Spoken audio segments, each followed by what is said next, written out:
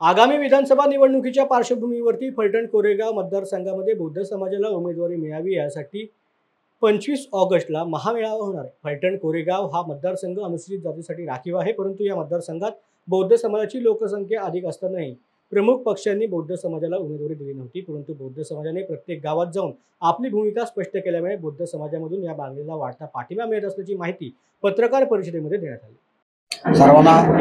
सर्वांना नमस्कार। आगामी विधानसभा निवडणुकीच्या पार्श्वभूमीवर संविधान समर्थन समितीच्या वतीनं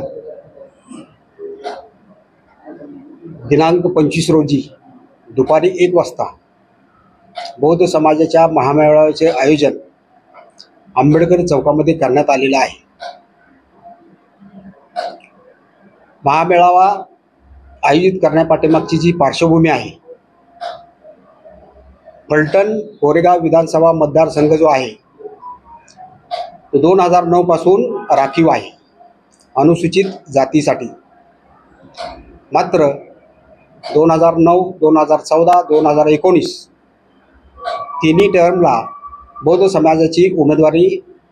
समाजाला उमेदवारी मिळालेली नाही आणि म्हणून समाजानं एक सामाजिक कार्यकर्त्यांच्यावर प्रेशर आणलं आणि तुम्ही ह्या वेळेला बौद्ध समाजाचा उमेदवार उभा करा, प्रयत्न करा असा एक संकेत दिला।